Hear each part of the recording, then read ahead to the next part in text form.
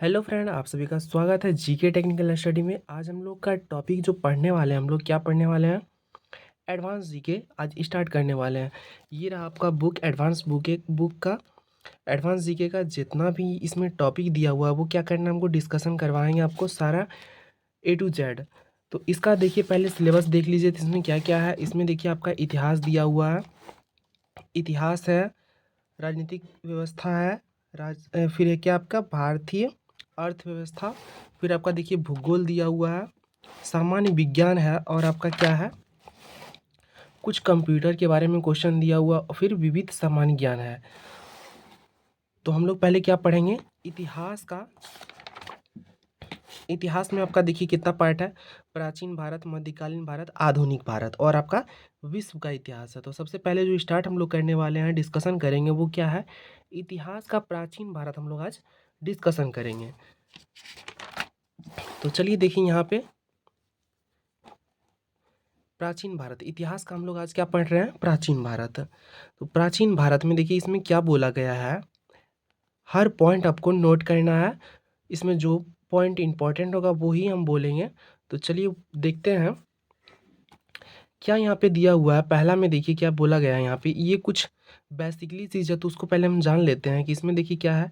जब से सृष्टि की उत्पत्ति हुई तब से लेकर वर्तमान दौर तक के मानव सभ्यता की लिखित संकलन को हम इतिहास की संज्ञा कहते हैं। यानी जब से सृष्टि की उत्पत्ति हुई थी तब से लेकर वर्तमान दौर तक के मानव सभ्यता की लिखित संलग्न को क्या बोला जाता है, इतिहास की संज्ञा बोला जाता है। ये तो नॉर्मल था, इसको छोड़िए। यहाँ पे दूसरे पॉइंट में देखिए क्या बोला है, हेरोडोटस को इतिहास का जनक कहा जाता है। यानी इतिहास के पिता कौन है, तो हेरोडोटस। हेरोडोटस कौन है, तो इतिहास के जनक माने जाते, जनक कहे जाते हैं। तो हेरोडोटस को जो लिखे थे यानी उसके पिता कौन है, हेरोडोटस है। तो ये आपका पॉइंट हो गया एक। दूसरा पॉइंट देखिए, तीसरा पॉइंट में क्या है, अध्ययन की सुविधा हेतु इतिहास को कितने कालखंडों में बांटा है। इतिहास को यानी पढ़ने समझने के लिए कितने कालखंडों में बांट दिया, उसको 3 कालखंडों में बांट दिया। कौन कौन? एक है प्राग ऐतिहासिक काल, जिसे प्रे हिस्टोरिक पीरियड कहा जाता है। दूसरा है आपका आद ऐतिहासिक काल, जिसे प्रोटो हिस्टोरिक पीरियड कहा जाता है। और तीसरा है ऐतिहासिक काल, जिसे हिस्टोरिक पीरियड कहा जाता है। पहला आपका पॉइंट क्या था, प्राग ऐतिहासिक काल। तो इसमें देखिए क्या है, तो प्रागैतिहासिक काल का डिफिनेशन हम लोग देखते हैं कि इसमें क्या लिखा गया है। पाषाण काल, जिसे स्टोन एज कहा जाता है, जैसे सुदूर अतीत के कालखंड को जिसके संबंध में कोई लिखित स्रोत, यहाँ पे देखिए कुछ पॉइंट यहाँ पे मिट चुका है, तो इसका मतलब हम बता देते हैं आपको ऐसे ही कि इसके बारे में क्या बोला गया है। तो इसमें देखिए क्या बोला गया था, यहाँ पे मिट चुका है, तो इसको देखिए ऐसे हम लोग जान लेते हैं कि प्रागैतिहासिक काल के बारे में क्या बोला गया है डिफिनेशन। वैसा काल जिसमें लिखित साधन नहीं था और मानव पूर्ण रूप से सभ्य भी नहीं बना था, उस काल को क्या बोला जाता है, प्रागैतिहासिक काल बोला जाता है। जैसे कि हड़प्पा सभ्यता के पूर्व का काल को क्या बोला जाता है, प्रागैतिहासिक काल। उस टाइम क्या हुआ था, कोई लिखित साधन भी नहीं था और उस टाइम पूर्ण रूप से सब भी नहीं हुआ था मानव लोग। तो उस काल को हम लोग क्या बोलते हैं, प्रागैतिहासिक काल बोलते हैं। दूसरा पॉइंट क्या है, आद्य ऐतिहासिक काल, जिसे प्रोटो हिस्टोरिक पीरियड कहा जाता है। इसमें देखिए क्या बोला गया है, अतीत का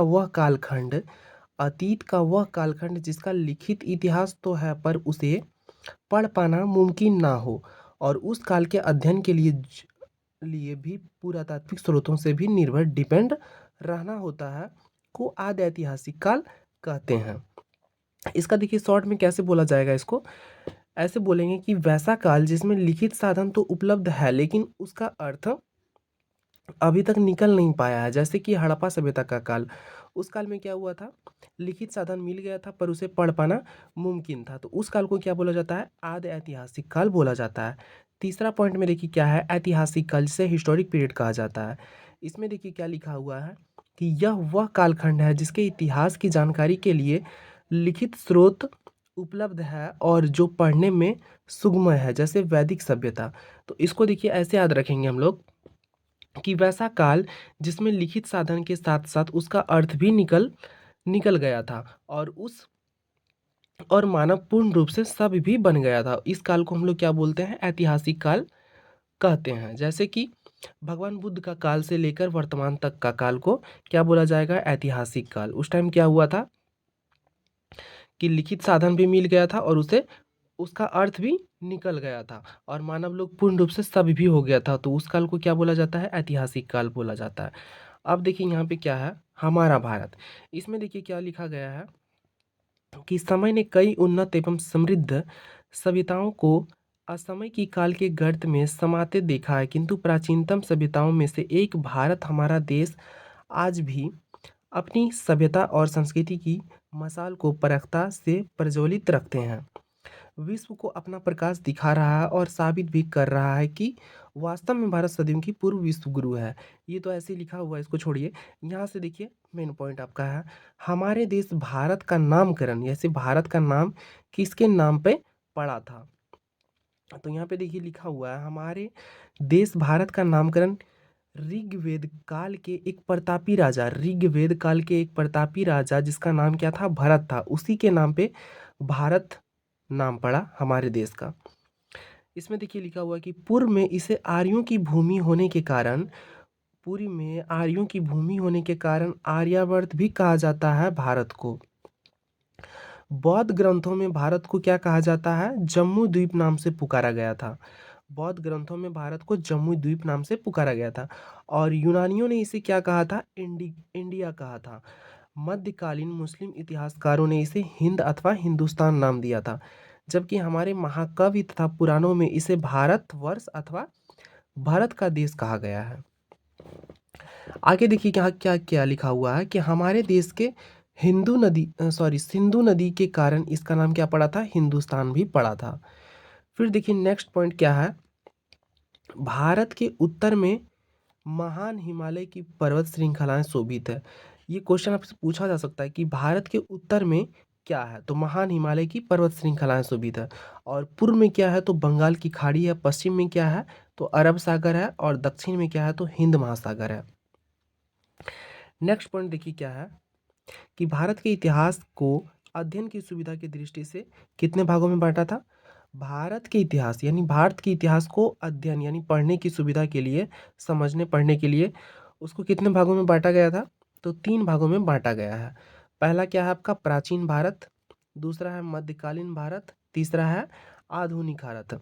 प्राचीन भारत एंशिएंट इंडिया, मध्यकालीन भारत मेडिवल इंडिया और आधुनिक भारत क्या है? Modern India. तो अभी हम लोग क्या पढ़ेंगे? प्राचीन भारत पढ़ेंगे। प्राचीन भारत, यहाँ देखिए प्राचीन भारत में क्या है? प्राचीन भारतीय इतिहास की जानकारी हमें मुख्यतः इन स्रोतों से मिलती है, होती है। पहला देखिए क्या है? धर्म ग्रंथ एवं ऐतिहासिक ग्रंथ। दूसरा पॉइंट आपका क्या है? विदेशी यात्रियों, तीर्थ यात्रियों के विवरण। और तीसरा पॉइंट क्या है? पुरातात्विक साक्ष्य स्रोत। यहाँ से देखिए पहला पॉइंट क्या है? धर्म ग्रंथ एवं ऐतिहासिक ग्रंथों से मिली महत्वपूर्ण जानकारियाँ।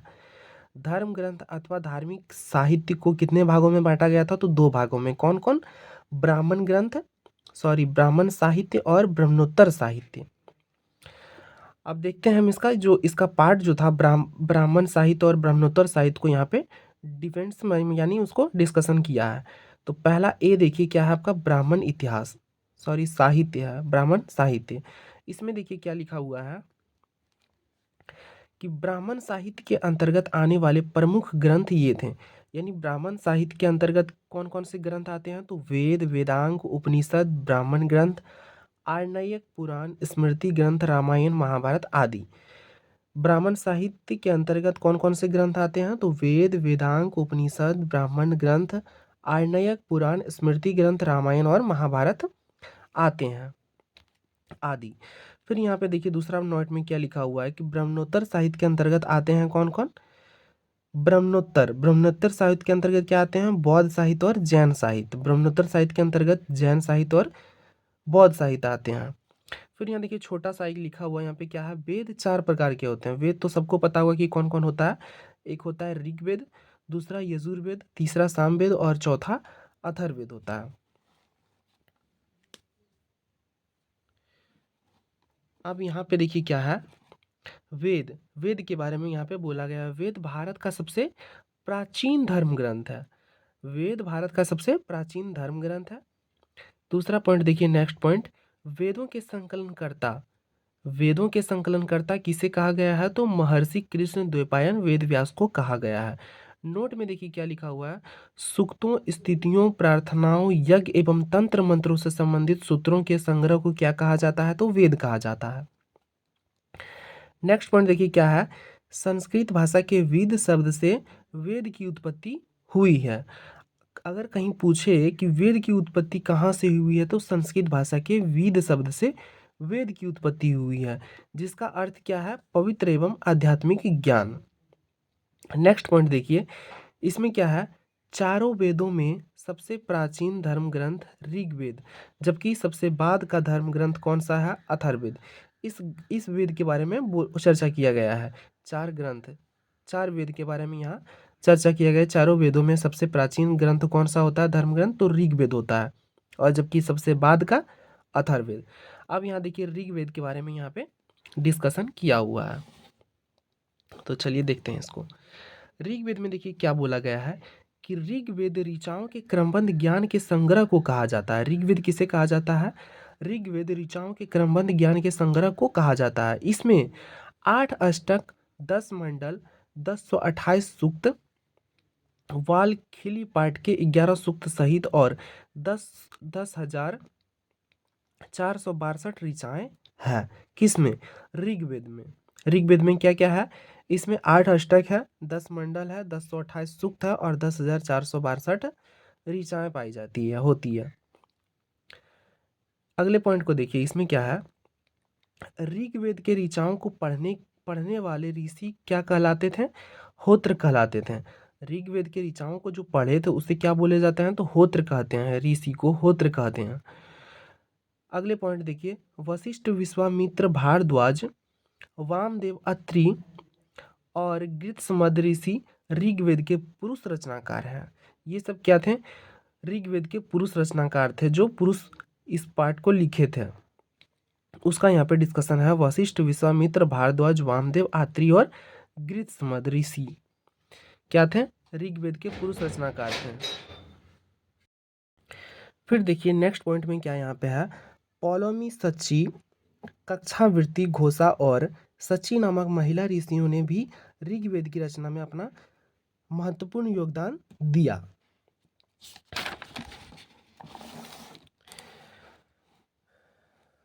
अब देखिए यहाँ पे क्या लिखा हुआ है कि ऋग्वेद से हमें आर्यों की जीवन व्यवस्था, राजनीतिक प्रणाली एवं तत्कालीन इतिहास की जानकारी मिलती है।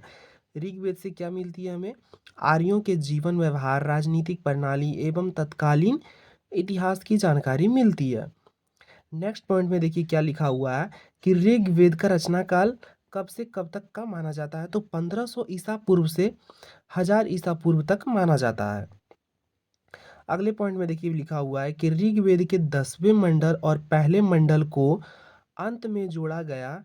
10वें मंडल के पुरुष सूक्त से क्या है यहाँ पे? चातुर्वर्णीय वर्णीय समाज के का जिक्र है।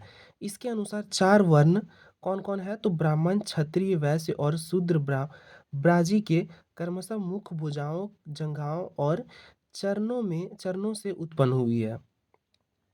अगले पॉइंट को देखिए, इसमें क्या लिखा हुआ है कि ऋग्वेद में समाज के चारों वर्णों के दायित्वों, व्यवसायों, सामाजिक जातिगत स्थितियों व विश्वासाधिकारियों एवं कर्तव्यों का स्पष्ट वर्णन है।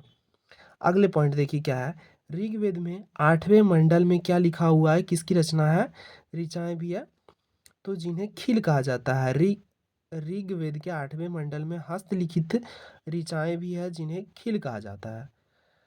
अगले पॉइंट में देखिए क्या है कि इसमें इंद्र के लिए 250 एवं अग्नि के लिए 200 ऋचाएं मिलती है। किसमें? ऋग्वेद में। फिर देखिए यहाँ पे है गायत्री मंत्र, ऋग्वेद का एक लोकप्रिय मंत्र है। गायत्री मंत्र क्या है? ऋग्वेद का एक लोकप्रिय मंत्र है।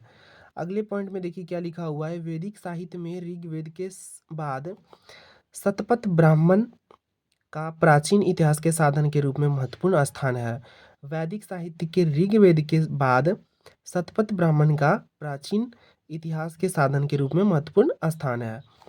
अगले पॉइंट में देखिए लिखा हुआ है ऋग्वेद, सामवेद, अजुर्वेद और अथर्ववेद संहिता कहलाते हैं। क्या कहलाते हैं? ऋग्वेद, सामवेद, अजुर्वेद और अथर्ववेद क्या कहलाते हैं? संहिता कहलाते हैं। और संहिता का अर्थ क्या होता है? तो संकलन होता है। दूसरे पॉइंट यानी नेक्स्ट पॉइंट में देखिए क्या लिखा हुआ है, ऋग्वेद के दो ब्राह्मण ग्रंथ हैं, कौन कौन? ऐतरेय और कौशितकी। संखायन भी इसे कहा जाता है। अगले पॉइंट को देखिए, यहाँ पे बोला गया है कि ऋग्वेद में ही वामनावतार के 3 पगों का आख्यान उल्लेखित है। किसमें? ऋग्वेद में ही किसका उल्लेख किया गया है? वामनावतार के 3 पगों का आख्यान उल्लेखित है। ये जितना भी आपको बताए थे वो किसका था? तो ऋग्वेद का था, ऋग्वेद का था। अब यहाँ पे देखिए क्या है, तो अजुर्वेद के बारे में यहाँ पे डिस्कशन किया गया है। तो अजुर्वेद में देखिए क्या है, कर्म कांड प्रधान है। अजुर्वेद कर्म कांड प्रधान है जो गद एवं पद दोनों में है। अगले पॉइंट में इसमें देखिए क्या लिखा हुआ है, अजुर्वेद में यज्ञों एवं नियमों एवं विधि विधानों का उल्लेख मिलता है। किसमें? अजुर्वेद में यज्ञों एवं नियमों एवं विधि विधानों का उल्लेख मिलता है। इसके मंत्रों को उच्चारित करने वाले पुरोहित को क्या कहा जाता था? तो अधर्वार्यु कहा जाता था। अब देखिए यहाँ पे क्या लिखा हुआ है, तो सामवेद के बारे में डिस्कशन किया गया है। तो सामवेद का अर्थ क्या होता है? गान, अर्थात यह गाई जा सकने वाली ऋचाएं का संकलन क्या कहलाता है? सामवेद का अर्थ होता है। नेक्स्ट पॉइंट में देखिए क्या लिखा हुआ है सामवेद के। सामवेद में 1549 ऋचाएं हैं। इसमें वर्णित देवता सविता या सूर्य है। सामवेद में मंत्रों के पाठकर्ता अथवा पुरोहित जो मंत्रों को उच्चारित करता है उसे क्या बोला गया कहा जाता है? तो उद्गात्र कहा जाता था। नेक्स्ट पॉइंट में देखिए क्या लिखा हुआ है, सामवेद में गाने योग्य मंत्रों के संकलन के कारण ही इसे क्या कहा गया था? कहा जाता है संगीत का जनक कहा जाता है। सामवेद में गाने योग्य मंत्रों के संकलन के कारण ही इसे क्या कहा जाता है? तो भारतीय संगीत का जनक कहा जाता था। अब एक नेक्स्ट लास्ट वेद बचा हुआ है, कौन सा? अथर्ववेद।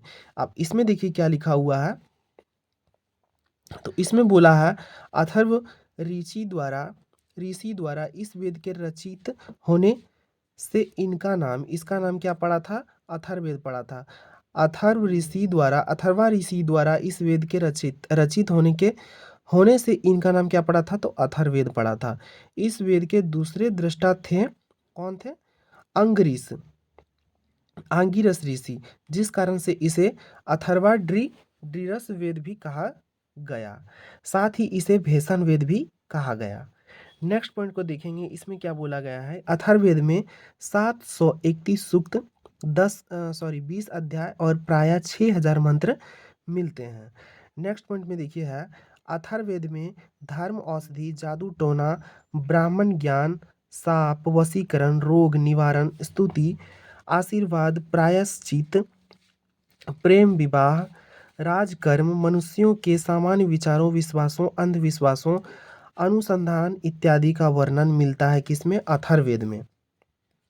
अगले पॉइंट में देखिए क्या लिखा हुआ है कि इस वेद में सभा एवं समिति को प्रजापति की 2 पुत्रियां संबोधित किया गया है।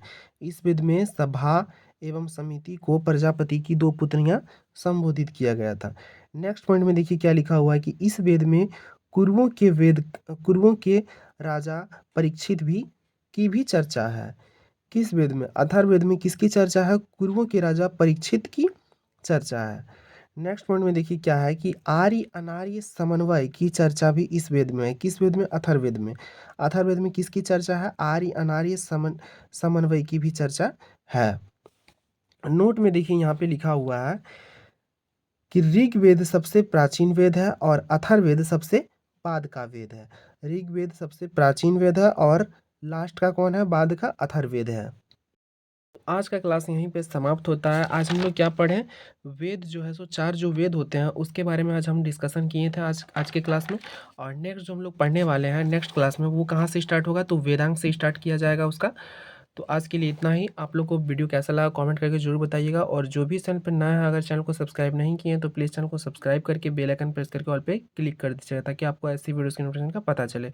तो फिर मिलते हैं इसके अगले पार्ट के साथ। आज के लिए इतना ही।